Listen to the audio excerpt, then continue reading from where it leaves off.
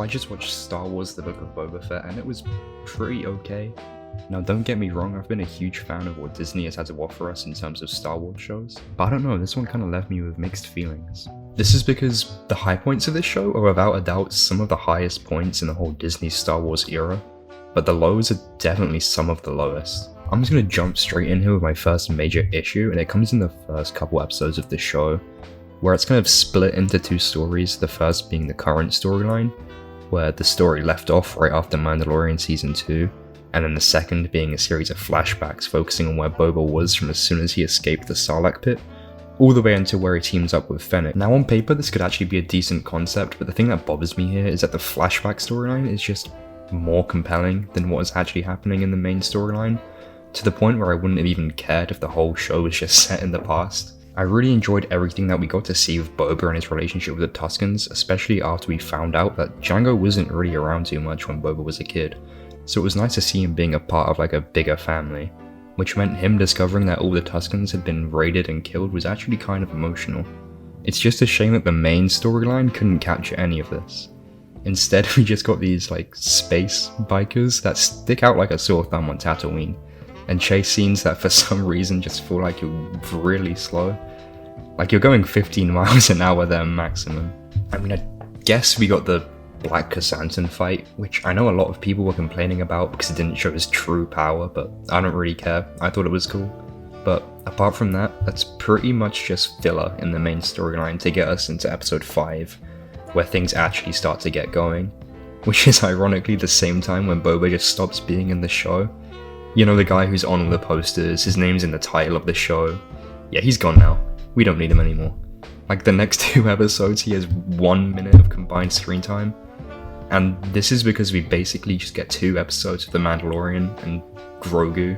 Now I don't really mind this because I'm still invested in these characters from last year's season, but I feel like this is something that big Boba Fett fans probably won't enjoy a whole lot, especially it is the Book of Boba Fett, not Boba and Friends. But the actual episodes that do star the Mandalorian as the main character, probably the 2 best in the show. They just completely outshine everything we see up until that point.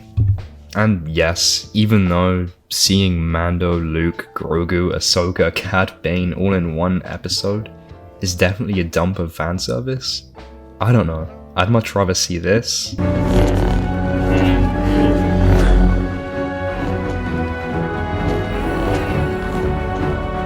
than this. She will strike me down and pledge herself as a Sith.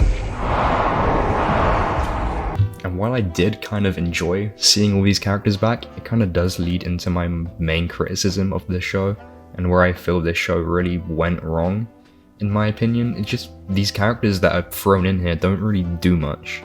Like Grogu and Mando.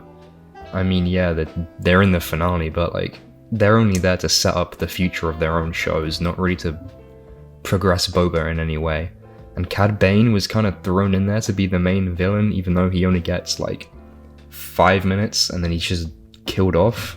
I would have loved to see him do a lot more than what he actually did. Like, imagine if the whole show was about Boba trying to track down Cad Bane, who he knows killed his Tusken family. Like, I don't know, I felt that would have been kind of cooler than what we got. Another thing that I guess didn't really get a lot of build up was the whole Rancor in the finale. He's kind of introduced in the earlier episodes of this show, and then we don't see him ever again. We don't see any training montages, but then in the finale we're expected to believe that Boba can just ride him and fight on him. And then Baby Yoda just puts him asleep, and then that's the last we ever see of him. But yeah, I don't know. To sum it all up, Book of Boba Fett was fine. I feel like the title was a little misleading. It was more the chapter of Boba Fett inside of a larger Star Wars story. But yeah, that's basically it. If you enjoyed, then subscribe, like. This is my first review, so don't be too harsh.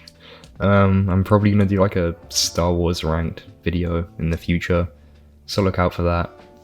But yeah, that's about it.